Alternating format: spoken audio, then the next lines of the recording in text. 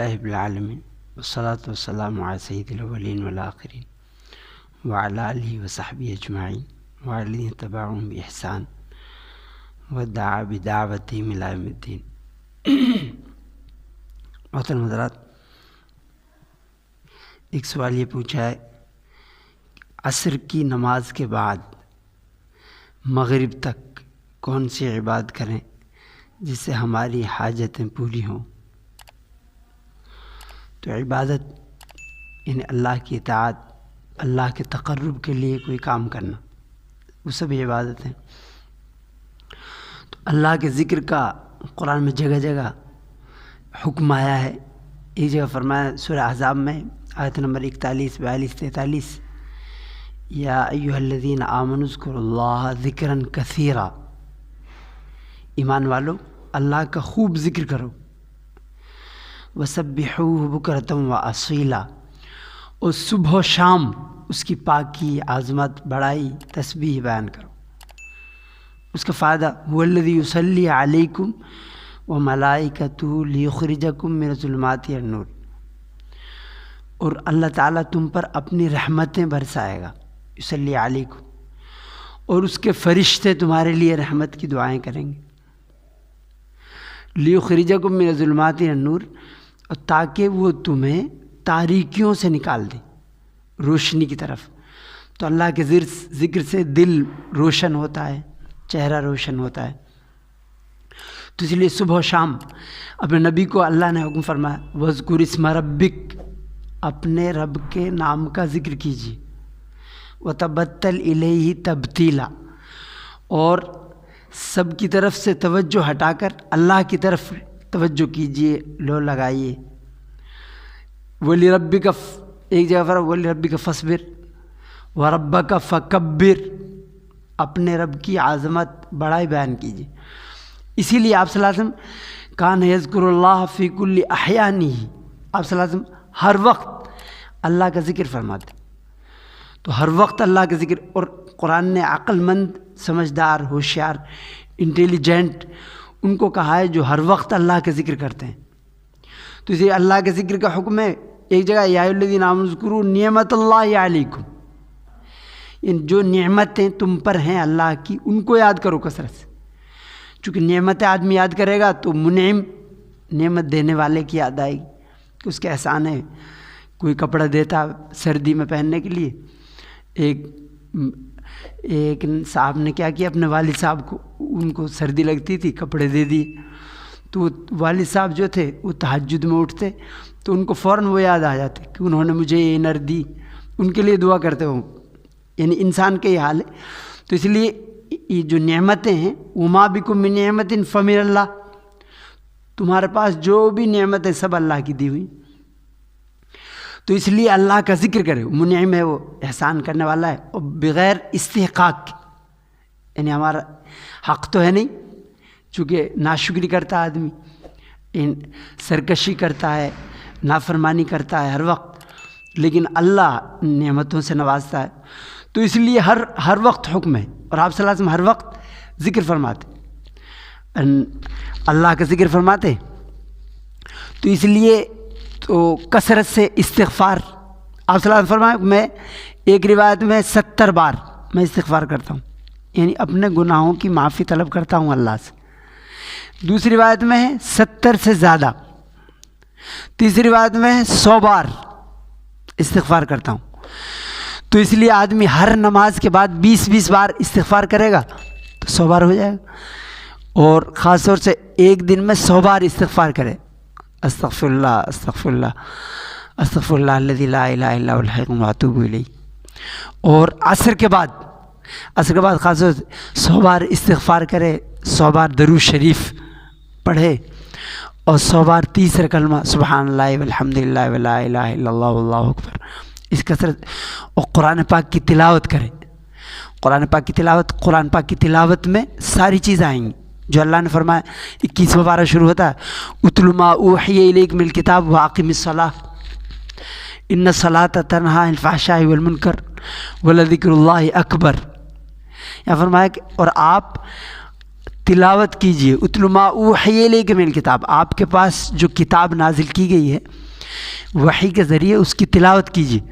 تو تلاوت میں کہ اس کے الفاظ درست کرنا، تلاوت بھی اس کی مقصود ہے. بعض جاہل لوگ یہ کہتے ہیں کہ بھئی تلاوت سے کیا فائدہ، تو تلاوت بھی مطلوب ہے، یعنی اس کے ہر حرف پہ 10 نیکیاں ہیں. حرف پہ یعنی لیٹر پہ، اکچھر جو ہے، شبد نہیں، ایک ورڈ ہوتا ہے، لفظ ہوتا ہے، اس پہ نہیں، حرف پہ. کل حسن یعنی ہر حرف پہ ایک نیکی 10 کے برابر ہے. تو حرف اس کی تلاوت جو ہے وہ بھی اللہ سے تقرب کرنے والی ہے، تو اس لیے اس کی تلاوت ضرور کرے، قرآن کی تلاوت. تو اس میں یہ بھی آیا اتل ما اوحی الیک من الکتاب واقم الصلاۃ، یعنی تلاوت کیجئے. تو تلاوت الفاظ کی، الفاظ کو درست کرے، یعنی تجوید، اس کی ادائیگی، اس کے مخارج، یعنی کہاں ٹھہرنا ہے اس کو معلوم کرنا. معرفت الوقوف یعنی کہاں ٹھہرنے کے مقامات جو ہیں، کس آیت پہ کس جگہ ٹھہرنا ہے تاکہ معنی غلط نہ ہو، اس کو جاننا. وہ تجوید الحروف، اور حروف کو درست پڑھنا، یعنی عین حمزہ کی جگہ عین نہ پڑھ دے، یا زا کی جگہ ذال نہ پڑھ دے، ضا کی جگہ ذال نہ پڑھ دے، اس سے معنی چھوٹے کاف کی جگہ بڑا قاف نہ پڑھ دے، اس سے معنی خراب ہو جائیں. تو یہ جاننا، یہ بھی اس میں آئے گا. اس کو الفاظ درست کرنا اس کے، اور اس میں یہ اس کے معنی درست کرنا، اور اس میں غور و فکر کرنا، اس کے ترجمے میں، اس کے معنی میں تدبر کرنا، تفکر کرنا، غور و فکر کرنا، اور اس کی دعوت دینا، قرآن کی دعوت دینا مسلمانوں کو، غیر مسلموں کو. اور اس میں یہ بھی آئے گا کہ اس کے ذریعے نصیحت کرنا، اس کے ذریعے نصیحت کرنا. تو یہ تمام چیزیں اس میں آئیں گی. اتل ما اوحی، تو اللہ فرماتا ہے اتل ما اوحی الیک من الکتاب. تو قرآن پاک کی تلاوت کرے آدمی عصر کے بعد، اس کا خاص حصہ تلاوت کرے، اور میننگ کے ساتھ جتنا ہو سکے. فقرؤ ما تیسر من، یہ فرمایا فقرؤ ما تیسر من، جتنا ہو سکے پڑھے آدمی، قرآن کی تلاوت ضرور کرے. اس کا حق ہے کہ 4 مہینے میں تو ختم ہونا چاہیے قرآن پاک. تو اتل ما اوحی الیک من الکتاب واقم الصلاۃ، اور نماز پڑھنا. تو عصر کے بعد نماز نہیں پڑھ سکتے، نفل نمازیں. تو کہ اسلام میں آدمی یہ پابند ہے کہ اللہ رسول نے جو بتایا ہے تو وہی کریں گے. تو عصر کے بعد منع فرمایا، تو عصر کے بعد نفل نمازیں نہ پڑھیں. قضا تو آدمی پڑھ سکتا ہے، اگر کسی قضا کچھ رہ گئی ہوں کچھ دنوں کی، غفلت سے یا لاپرواہی سے یا سوتا رہ گیا ہو، تو وہ عصر کی نماز کے بعد قضا نمازیں تو پڑھ سکتا ہے، لیکن نفلیں نہیں پڑھ سکتا. تو اس لیے قرآن پاک کی تلاوت کرے اس کے میننگ کے ساتھ، اور استغفار، درود شریف، 30 کلمہ 100 بار یہ پڑھے، اللہ کا ذکر کرے. اور یہاں پہ واقعی میں صلاۃ، ان الصلاۃ تنہی عن الفحشاء والمنکر. نماز کا فائدہ یہ ہے کہ نماز فحشا، بے حیائی، آج بے حیائی ہے، انٹرنیٹ کا زمانہ ہے تو بری چیز آدمی زیادہ دیکھتا ہے اس میں. تو بے حیائی سے بچنے کا بھی یہ کارگر طریقہ ہے کہ آدمی نوافل پڑھے کثرت سے. اور برائیوں سے، آپ نے فرمایا کہ جو نماز برائیوں سے نہ روکے پھر اس کا اعتبار نہیں. ملم تنہوا صلاۃ عن الفحشاء والمنکر فلا صلاۃ لہ.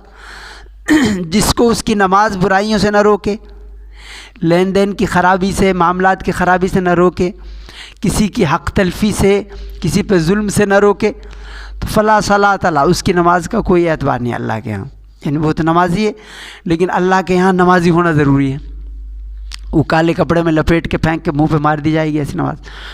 پھر آگے فرمایا وَلَذِكْرُ اللَّهِ اکبر، کہ اللہ کا ذکر سب سے بڑی بات، یعنی اللہ کی یاد، اللہ کا ذکر. جو کائنات ہر چیز اس نے بنائی، خالق ہے وہ، ہر چیز کا مالک ہے، رازق ہے، تو اس لیے اس کا ذکر کثرت سے کرے. تو وَسَبِّحُوا بُكْرَةً، صبح و شام. اور فرشتے آتے ہیں، حدیث پاک میں آتا ہے کہ فجر کی نماز میں اور عصر کی نماز میں فرشتے جن کی ڈیوٹی تھی رات کی وہ جمع ہوتے ہیں فجر کی نماز میں. اور پھر رات والے فرشتے چلے جاتے ہیں فجر کی نماز کے بعد. دن والے جو آتے ہیں وہ فجر میں جمع ہوتے ہیں، ان کی دن میں ہوتی ہے. پھر وہ عصر میں آتے ہیں تو یہ جمع ہوتے ہیں فرشتے. پھر اللہ تعالیٰ ان سے پوچھتا ہے، حدیث پاک میں آتا ہے کہ میرے بندوں کو تم نے کیسے پایا؟ حالانکہ اللہ تو سب جانتا ہے، وہ تو خالق ہے، مالک ہے، ذرے ذرے سے واقف ہے، علام الغیوب ہے، عالم الغیب و شہادہ ہے. تو وہ پوچھتا ہے کہ میرے بندوں کو تم نے کیسے پایا، کس حال میں پایا؟ تو فرماتے ہیں فرشتے جواب دیتے ہیں یا اللہ ہم نے ان کو ذکر میں نماز میں مشغول پایا. تو اس لیے آپ صلی اللہ علیہ وسلم پیر کے دن آپ کی ولادت ہوئی تو آپ روزہ رکھتے تھے. اس لیے روزہ رکھتے تھے کہ تاکہ ذکر یعنی اللہ کی انعامات کی شکر گزاری میں، تو اس لیے کثرت سے ذکر کرے. تو وہ لیکن کوئی خاص ذکر نہیں ہے، عصر کے بعد کوئی خاص مخصوص ذکر نہیں آیا. ایک یہ سوال ہمارے شعیب صاحب نے پوچھا ہے کہ ہمارے آفس میں کچھ لوگ لوڈو گیم کھیلتے ہیں اور شرط لگاتے ہیں کہ جو ہارے گا وہ چائے پلائے گا اور جو نہیں کھیلتے ان کو بھی چائے پلاتے ہیں. تو کیا ایسی شرط لگانا جائز ہے؟ نہیں. اور جو اس کھیل میں حصہ نہیں لیتے ان کے لیے وہ چائے پینا کیسا؟ تو اس میں ایک اصول یہ ہے کہ اگر ایک طرف سے شرط ہو، یعنی شرط صرف ایک طرف سے ہے، یعنی یہ ہے کہ اگر میں جیت گیا تو میں تمہیں چائے پلاؤں گا، اور اگر تم جیت گئے تو کچھ مت پلانا. ایک طرف سے اگر ایک آدمی کی طرف سے ایک طرف سے شرط ہے ایک طرفہ تو پھر تو صحیح ہے. لیکن اگر دو طرفہ ہے شرط کہ میں جیت گیا تو تم پلانا اور تم جیت گئے تو میں پلاؤں گا، یہ جائز نہیں. یہ چل جوا کی ایک قسم ہے. جوا یہ کہ بغیر محنت مشقت کے، جیسے بہت سارے گیم چل رہے ہیں، وہ گیم چلو اس میں اتنے پیسے مل جائیں گے اتنے پیسے مل جائیں گے، تو وہ جوا کی ایک قسم ہے، وہ درست نہیں. ایسا واقعات یہ سورہ روم ان کا بھی ہے کہ حضرت ابو صدیق نے شرط لگائی اس کی حرمت سے پہلے، حرام ہونے سے پہلے. تو یہ وہاں شرط لگائی مکہ مکرمہ میں ابی بن خلف سے. ابی بدترین کافر تھا، دشمن اسلام تھا. تو جنگ چل رہی تھی کسرا کی. کسرا جو ہیں بت پرست ہیں، ایران والے، آگ کی پوجا کرتے تھے، اور یہ بھی پوجا کرتے تھے، بت پرست تھے، بتوں کی پوجا کرتے تھے، وہ بھی کرتے تھے. تو ان کو ان سے دلچسپی تھی، یہ چاہتے تھے کہ وہ جیت جائیں، ان ایران والے. وہ مسلمان چونکہ اہل کتاب یہ تھے، عیسائی نصرانی روم والے، تو ان سے دلچسپی تھی، وہ یہ چاہتے تھے کہ یہ جیتیں. اہل کتاب تھے، چونکہ کتاب تو وہ بھی مانتے تھے، مسلمان حدیث علیہ السلام کو اپنا نبی مانتے تھے. تو دونوں میں شرط ہو گئی. اس وقت چونکہ جائز، اس وقت عدم جواز کا، یہ اس کے حرام ہونے کی بات نہیں آئی تھی، حکم نازل نہیں ہوا تھا. تو حضرت صدیق نے ابی بن خلف سے یہ کہا کہ نہیں وہ جیتیں گے. تو اس نے کہا کذبتا، کہ تو نہیں، تم جھوٹ کہتے ہو. آپ نے فرمایا انت اکذب یا عدو اللہ، تو سب سے بڑا جھوٹا ہے. حضرت صدیق نے ان سے فرمایا، اور ان سے 3 سال کی وہ رکھ لی کہ 3 سال میں وہ جیت جائیں گے. چونکہ قرآن میں یہ لفظ آیا تھا غلبت الروم، الف لام میم، غلبت الروم فی ادنی الارض وهم من بعد غلبهم سیغلبون فی بضع سنین، کہ جو رومی ہیں پہلے تو وہ ہار جائیں گے، اس کے بعد میں جیت جائیں گے چند سالوں میں، بضع سنین. تو بزن کا جو لفظ ہے عربی میں بولا جاتا ہے وہ 3 سے 9 تک، یعنی 3 سے 9 تک کے لیے بولا جاتا. انہوں نے شرط ان سے لگائی 3 سال کی. اب 3 سال کی شرط لگا دی، اور 10 اونٹ، کہ 10 اونٹ اگر تم جیت گئے تو میں 10 اونٹ دوں گا، اور میں جیت گیا تم دینا. اب وہ آپ صلی اللہ علیہ وسلم کی خدمت میں آئے، حضرت صدیق رضی اللہ تعالیٰ عنہ، ان کو بتایا. آپ صلی اللہ علیہ وسلم نے فرمایا کہ نہیں، وہ جو قرآن میں لفظ آیا ہے بضع سنین، تو وہ 3 سے لے کے 9 تک کے لیے بولا جاتا ہے، تو تم نے یہ 3 کی کیسے لگا دی؟ تو ایسا کرو تم اسے بڑھا دو، یعنی 9 کر دو، کہ 9 سال، 9 سال میں. اور اونٹ کی بھی وہ بڑھا دو مقدار، اونٹ کی تعداد بڑھا، 10 سے کر دو 100 انہوں نے کر دی. تو انہوں نے 100 اونٹ رکھ دیے، 100 اونٹ اور 9 سال. پھر ایسا ہوا بدر کے موقع پر اللہ نے ان کو بھی فتح دی، عیسائیوں کو، اور مسلمانوں کو بھی فتح دی. تو یومئذ یفرح المؤمنون بنصر اللہ، اللہ نے فرمایا اس دن ایمان والے خوش ہوں گے. یومئذ یفرح المؤمنون بنصر اللہ، اللہ کی مدد سے. تو یہ جو ہے یہ شرط جو آپ نے لگائی تھی، مناحبہ عربی بولتے ہیں اس مناحبہ، مراہنہ، تو یہ اس کے حرام ہونے سے پہلے لگائی تھی حضرت صدیق رضی اللہ تعالیٰ. پھر بدر میں تو وہ مارا گیا ابی بن خلف، وہ مارا گیا اس میں، اور پھر اس کے بیٹے نے دیے، وہ اونٹ جو تھے اس کے بیٹے نے دیے. تو اس لیے دو طرفہ شرط تو جائز نہیں ہے. ایک طرف سے اور ایسا کھیل جس سے غفلت ہو یا فرائض چھوٹ جائیں، دنیاوی فرائض، اخروی فرائض، نماز کے فرائض چھوٹ جائیں، تو ایسا کھیل بھی منع ہے. ایک سوال پوچھا ہے عرفان صاحب نے، کیا جمعے کی نماز اشراق کے وقت پڑھ سکتے ہیں؟ ایک جگہ پر اشراق کی نماز کے بجائے جمعے کی نماز پڑھتے ہیں، تو کیا نماز ہو جائے گی یا نہیں؟ عرفان صاحب نے یہ پوچھا. تو اشراق کا جو وقت ہے یہ سورج نکلنے کے 20 منٹ بعد سے شروع ہوتا ہے. تو اس میں حدیث پاک میں آیا قدر رمحن اور رمحین، یعنی ایک نیزہ، جب سورج ایک نیزہ یا دو نیزہ اوپر چلا جائے تب سے اشراق کا وقت شروع ہو جاتا ہے سورج نکلنے سے.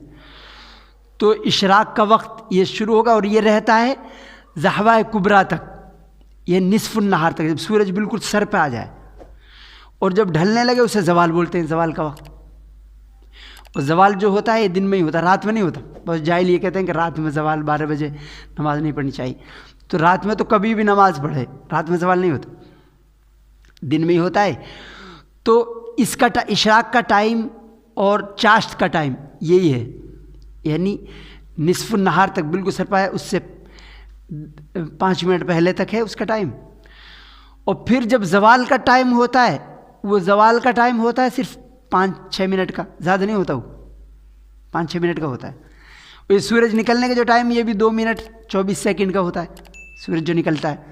تو احتیاطاً بعض علماء کہتے ہیں کہ 10 منٹ بعد پڑھ سکتا ہے، چونکہ رمحن ہے نا، ایک نیزہ حدیث میں آیا ایک نیزے کے برابر، تو وہ 10 منٹ کے برابر ہوتا ہے.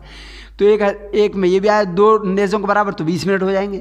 تو اس لیے 10 منٹ بعد میں پڑھ سکتے، لیکن احتیاط یہ ہے کہ 20 منٹ بعد پڑھیں، لیکن 15 منٹ بعد بھی پڑھ سکتا ہے.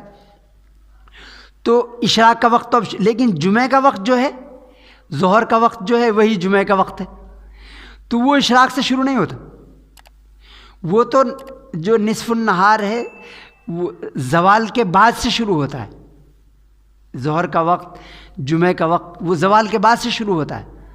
تو اس لیے اب کوئی اگر اشراق کے وقت یہاں سے پڑھتا ہے، یعنی اشراق کا وقت شروع تو ہوتا ہے سورج کے 10-20 منٹ کے نکلنے کے بعد سے اور نصف النہار تک، لیکن اشراق وقت تب تک ہے. تو اس کے اشراق کے ختم کے وقت کے ختم ہونے کے 10 منٹ بعد تو پڑھ سکتا ہے جمعہ کی نماز، یعنی جو ختم آخری وقت ہے اس کا ختم ہونے کا وقت، لیکن شروع میں نہیں پڑھ سکتا. تو اس لیے اس نماز نہیں ہوگی، اس کی احتیاط ضروری. ورنہ تو ایک بزرگ بتا رہے ہیں کہ امریکہ میں کچھ لوگ سنڈے میں جمعہ کی نماز پڑھ رہے تھے، کیونکہ جمعہ میں تو ٹائم نہیں ملتا آفس کا، تو وہ جمعہ کی نماز سنڈے میں پڑھ رہے تھے. اب یہ جہالت کی لا علمی کی وجہ سے، اور اس سے نماز تو ہوگی نہیں، نقصان گناہ ہے ایسا کرنا، اور جہالت خود گناہ ہے. تو اس لیے آدمی اگر نہ جانے تو وہ معلوم کر لے. فَاسْأَلُوا اہل ذکر، جاننے والوں سے معلوم کر لو، ان کنتم لا تعلمون، اگر تم نہیں جانتے. ایک سوال یہ پوچھا ہے، اگر کسی نابالغ بچے بچی کو بغیر نماز جنازہ پڑھے دفنا دیا گیا ہو اور 3 دن بعد یاد آیا کہ اس بچے بچی کی نماز جنازہ تو پڑھی ہی نہیں، تو اس حالت میں کیا کرنا چاہیے؟ یہ سوال پوچھا ہے محمد حسیب صاحب نے. تو اس کا اصول یہ ہے کہ اگر بچہ پیدا ہوا اور بچہ یا بچی اور اس کا اکثر حصہ نکل گیا، ماں کے پیٹ سے اکثر حصہ باہر نکل آیا، یعنی آدھا یا آدھے سے زیادہ دھڑ اس کا باہر نکل آیا، تو پھر اس کا اصول یہ ہے کہ اور اس نے پھر 1-2 سانس لیے، یا نکلنے کے بعد یعنی آدھا یا آدھے سے زیادہ حصہ باہر نکلا، پھر 1-2 سانس اس نے لے لیے، پھر وہ ختم ہو گیا، مر گیا. تو اس کے ساتھ زندوں کا سا سلوک کریں گے، یعنی اس کی نماز جنازہ پڑھیں گے، اس کو کفنائیں گے، دفنائیں گے، اس کا نام رکھیں گے، اس کا وراثت میں اس کو حصہ ملے گا، یعنی اس کے احکامات تمام جاری ہوں گے. لیکن اگر ایسا نہیں ہوا، پورا آدھا حصہ بھی نہیں نکلا، پورا حصہ بھی نہیں نکلا، صرف سر نکلا، سر نکلا اور سر نکلنے کے بعد اس نے 1-2 سانس لیے، تو اس میں کیا کریں گے، اس کا نام تو رکھیں گے لیکن جنازے کی نماز اس کی نہیں پڑھائیں گے، اور اسے کفنائیں گے، دفنا کے اسے. تو لیکن اگر یہ ہوا کہ انہوں نے دفنا دیا، وہ بچہ زندہ تھا، اس کا حکم یہ تھا کہ اسے نماز جنازہ اس کی پڑھی جائے اور کفنایا جائے، دفنایا جائے، لیکن انہوں نے کیا کیا کہ ویسے ہی دفنا دیا، نماز جنازہ نہیں پڑھی. تو اب یہ دیکھیں گے 3 دن ہو گئے، تو اب یہ دیکھیں گے کہ اس میں جو لاش ہے وہ پھٹی تو نہیں ہے، گلی تو نہیں ہے. یعنی یقین اور غالب گمان کیا ہے، جیسے ایسا موسم ہے، سردی کا موسم ہے تو اس میں زیادہ تر نہیں پھٹتی نہیں گلتی، سردی کا زیادہ موسم ہے تو اس میں دیکھیں اگر ایسا لگتا ہے کہ پھٹی گلی نہیں ہوگی تو قبر پہ ہی جنازے کی نماز پڑھ لیں گے. لیکن اگر ایسا لگتا ہے کہ دن زیادہ ہو گئے اور موسم ایسا ہے پھٹ گئی ہوگی، گل گئی ہوگی، اس میں سڑان پیدا ہو گئی ہوگی، تو پھر نماز جنازہ نہ پڑھیں قبر پر. پھر تو وہ توبہ استغفار کرے اپنی اس کی وجہ سے، اپنی غلطی کی وجہ سے، گناہ کی وجہ سے توبہ استغفار کرے اللہ سے.